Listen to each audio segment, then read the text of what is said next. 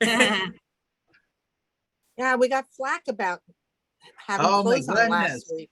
That's All right. right. Heather Michelle. Good morning, good afternoon, good evening, and to all the ships at sea. This is the Monday Movie Club. Hello. This week, Annie made our selection for this week, and it's a comedy celebrating its 10th anniversary, believe it or not. We're the Millers. I'm Frank Gaffney. With us, as always, is Joel. Looking a little tired there, Joel. Yeah. Amy Goldman and Goldfuck and Cringer. Annie King, who is at a party in the closet somewhere that's purple. And Mark Wojcicki Gartner says, we're the Gartners. Very cute. So you're not actually married to Danielle? She's just pretending to be married to you? Pretty much. Annie, why the Millers? So we actually stumbled upon the movie accidentally. We went to watch something else with the kids and it was sold out. And we wound up watching We're the Millers because they had tickets for that. So we're watching it with the kids and it was just hysterical. And we had such a good time. It's one of our favorite movies. We watch it all the time together. How old were the kids at the time? 10 years ago when it came out. Well, yes. So they were. They were, I guess, 16 and 18. Okay. Yeah. Something like that. Yeah. Okay. Okay. Well, here's the plot. Jason, I don't know how to say his last name. Sudeikis. Sudeikis. I always say Sudeikis. Sudeikis is a small-time pot dealer who learns the hard way that no good deed goes unpunished. Trying to help some teens, he's jumped by some not terribly imposing thugs and loses his cash and his stash. Now, David, that's his character, is in big debt to his supplier, and to wipe the slate clean, he must go to Mexico to pick up the supplier's latest shipment. A And smidge. so Smidge and a half. to accomplish the mission, Dave devises a foolproof plan. He packs a fake family into a huge RV and heads south of the border for a wild weekend that is sure to end with a bang. Get it? Jennifer Aniston is the stripper who plays his wife. Emma Roberts is a street smart teen that Dave helped in the beginning, and she poses as their daughter. And Will Poulter, who we see on Mark's screen there, is Kenny, the geek who lives in Dave's building. He poses as their son, and he's the only one who doesn't really need a makeover. It's a goofy road movie with some nice gags, but We're the Millers is full of moments that feel as forced and contrived as the plot's happy family of convenience. That doesn't mean the movie isn't funny. It is, or that the performances are awful. They really aren't. And, you know, right up front, I've said this before, I'm not really a fan of Jason, and this did not win me over. You know, he has very specific thoughts about what he thinks is funny, and it just doesn't resonate with me. And I would absolutely bet money that it was his idea to have the pasty white kid sing the rap from Waterfalls, because he thought it was hysterical. And Will Poulter delivers it beautifully, really, in a seriously funny way that's both awkward and adorable at the same time. But a lot of gags in this movie, it just goes on too long for me. So the underlying idea is that they're pretending to be a family, and then of course they become a real family. And most of the comedy is really the typical road movie variety. It comes from the various conflicts they have to work through. Unfortunately, a lot of the jokes didn't really work for me. The one that involves Rose proving she really is a stripper vies with Kenny's spider bite incident for the most ridiculous moments in the movie for me. The running gag with the little bundle of joy, okay, it was a little funny, but again, a little overdone for me. But, you know, it is a silly comedy. I get that. And then the detour with the potential wife swapping couple played by Catherine Hahn and Nick Offerman was just just weird. I mean, they're both trying so hard to be odd that it seemed a little forced to me. And it's far from the edgy scene that it thinks it is. And some of the family bonding bits are nice. Aniston is good at soothing the ruffled feathers when the kids are involved, and Emma Roberts is believable as a kid who would really love a real family. But the movie's biggest problem, I think, is really the casting. Jason and Jennifer are likable in such similar ways, you know, that kind of self-deprecating charm, the understated comic delivery, the good looks, obviously, and their decency that it's like they already came from the same sweet family from the heartland of America. They're definitely not living on the edge before they become the Millers. And Ed Helms, for me, never really clicked as a kingpin guy. If, however, you are Mark Gartner, there is wholesome and lovable Jennifer Aniston handling the stripper pole. So yeah, but I do want to say that though. I mean, like you just basically said, Ed Helms, Jason Sudeikis, and Jennifer Aniston are so not drug dealers and strippers. Yeah. You could, And I think, you know, maybe they thought, okay, that's going to be really funny, but and you know, and that stripper moment really just exists for Jennifer Aniston to show that when she was 44, she's still in fantastic shape. Yeah. But edgy, she is not. And does every stripper leave their underwear on? I don't think so. We would see a G-string, some pasties maybe. But, you know, of course, she's only willing to go so far. And just like this movie, it was like, for me, almost, it didn't really know what it wanted to be. That, you know, there's some sense that it wanted to do that raunchy, fuck heavy comedy like The Hangover, but it never fully commits to that. Por ejemplo, Luis Guzman is very funny as the corrupt Mexican cop, and that scene is cringe-inducing a little bit, but you know, where he's looking for money or sexual favors, but it ends in a contrivance instead of coming to a funnier and edgier conclusion. You know, like hair gel, anyone? I'm just saying, it could have pushed the boundary a little bit. So 2.5 stars for me. It was all too cookie cutter, and I had even seen it before. This was not my first time seeing it. And yes, there were some cute, even funny moments, but too predictable.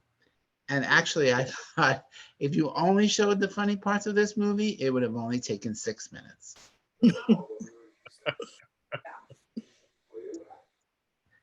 But Debbie said it's funny as hell. All right, so Mark, this seems you have a picture up. Does that mean this is a fun one for you? Yeah. And I had seen it once before. I don't know when, several years ago, and I knew I'd seen it, but I didn't really remember it. So I guess I went into this thinking, all right, I guess it was all right. I don't remember hating it, but unlike Frank, I was very pleasantly surprised at how I didn't remember how raunchy it was at all. I thought it was more of a PG-13 type movie. Did you think it was raunchy? There was a lot of cursing, a lot of, like you said, a lot of fuck, a lot of, the whole give him a blowjob. I mean, there was a lot of sex comments. But I again want to say it's not as edgy as it thinks it is. But okay, so I don't care about the edginess. To me, whatever the humor that fell flat for you, it worked for me. I found myself laughing throughout the whole thing. And what else was I going to say? It was, for me, it was a great cast. Yes, I didn't necessarily believe them doing Jason Sudeikis as a drug dealer, but I find him very funny. And I do want to say that for about a decade ago, for a while there, I honestly thought that Ed Helms and Jason Sudeikis were the same person. And I don't know if it was when I watched Hall Pass or Horrible Bosses when I was like, wow, Ed Helms seems like he's a little better looking and funnier than I remember. And I read, you see the names and I was like, holy shit. So it's nice to see them in the same movie to prove once and for all that they are not the same person. And like Annie and I, maybe others have said recently, especially with something about Mary. Why does some movies offend me? Why do others not? I don't know. But the jokes in this one, I was laughing the whole time. The Jewish jokes, the gay jokes, I didn't care. It worked for me. And toward the beginning of the movie, when they were doing the prayer circle in the plane, and Jennifer Aniston ends with "and the Jews," I thought that was the funniest line of the whole thing. I don't know. It cracked me up. What else? For me, I guess Old School is my favorite. If you're going to go raunchy comedies since the year 2000, so the new millennia, Old School is my favorite. I would put The Millers up there with The Hangover, Eurotrip, Hall Pass, and Horrible Bosses. It's getting a very strong 3.25 stars for me. And I just want to end by saying nothing about the movie, but for everyone at home, the two people that watched who know that we went to Dim Sum yesterday, nobody else was there. And Joel, of course, obviously was not there. We missed Joel and Natasha. Yeah. But when Danielle and I got there, we're sitting with Annie and her husband, Danny. And we got the food and I started going for the chopsticks. And I leaned over to Annie and I said, as much as I love Asian culture and martial arts, I just can't get these things to work for me. And she just looks at me and says, "I'm using a fork." That was hilarious.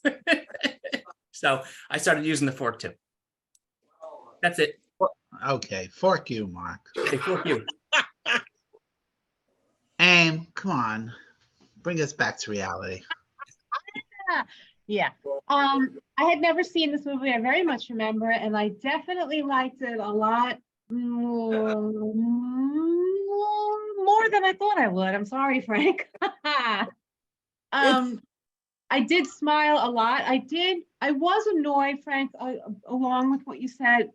The term that I was thinking while watching was it's all too pat. Everything is like this monumental problem. How are they going to get out of it? Because they're going to get out of it. You know how the movie's going to end. The three of them are not believable in their roles, but I think that to me work perfectly fine. Why not cast opposite type? It worked. I also was watching Jason Sudeikis very closely because you have never said his name ever without saying you don't like him. So I was like, I gotta watch and see what about this performance Frank is gonna not like, and I couldn't find anything. I thought, how else could anybody play this role? He played it totally straight. He wasn't ridiculous. He wasn't trying to. I thought he did a perfectly good job. I don't understand how you dislike him in everything. But maybe like the first time you saw him, you didn't like him, and that's the blanket. I think everybody has that one actor or comedian that for whatever reason they rub you the wrong way. And I tell my reason? I just find him very snarky, he's smarmy to me. And not in this movie? I think he always thinks he's funnier than he really is. Like, I didn't see that at all here. That's how I feel about David Spade. That I can say. Yeah, that I can say. I didn't see that in this performance at all. But I wish I could point out jokes. Like I said, when that whole waterfalls thing, I'm sure. And well, anyway, go on. Well, you're sure, but you're not really sure. Sure. Oh, come on. I could just see it just from the way he was reacting to the bit. Well, I did have a smile on my face a lot, and it was an out loud LOL when they were screaming, but mouthing it so you couldn't hear anything they were saying, but you could understand you could read their lips. And then he went, that cracked me up. Like she was being way too loud, even though you couldn't hear them. That made me go ha ha out loud. There were a few moments I really enjoyed it. I'm going to give it 3.25 stars. I'm sorry, Frank. No, don't be sorry to me. I mean, I think also because I had already seen it. I was like, I don't want to watch this again. Yeah. And you also hate Jason Sudeikis. Yes, unless he was. And I love Luis Guzman, and you guys were talking about him yesterday at the restaurant, and I couldn't picture him. And as soon as he took glasses up, I'm like, oh my God, that's Luis Guzman. I thought he was adorable in it. Yeah. Very funny. All right, Joel, where are you on this? So I believe this is the first film we've come across that I have not seen before. Wow. I don't even own it. You know, it's nowhere near my collection, nowhere, you know. And I mostly could admit I probably did not see it because I'm not the biggest Jennifer Aniston fan. There's nothing really wrong with her, and I've come to appreciate her acting talents better with The Morning Show over the last few years. But this was obviously well before that. I was both pleasantly surprised and overwhelmingly underwhelmed. It's well, Overwhelmingly underwhelmed. yeah. It was very funny. I laughed throughout the entire movie. It's not something I would ever probably see again. You know, there's nothing really wrong with it.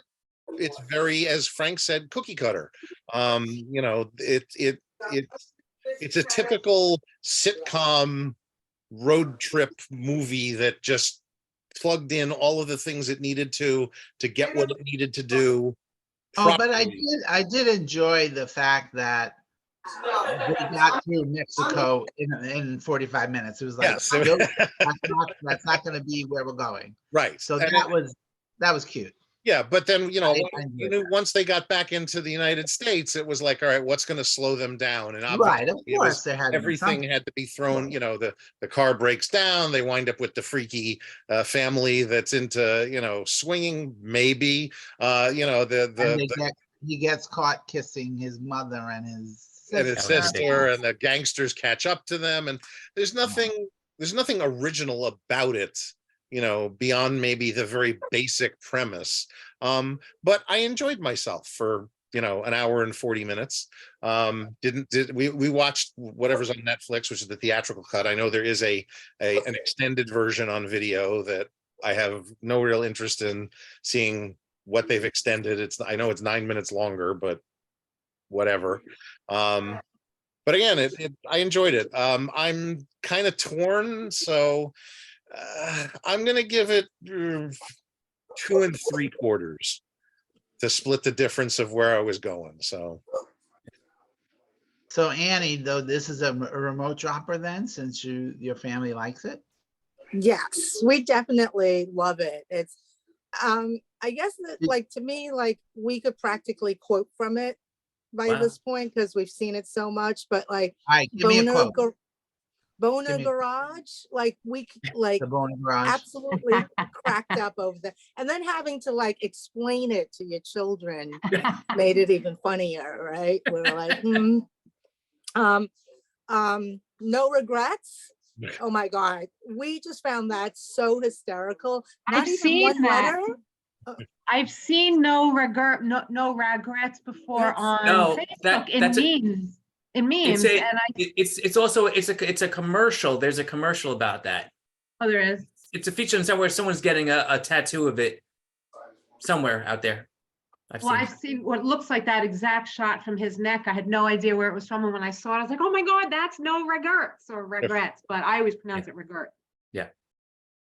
Yeah. It's big in cat groups writing it as regrets.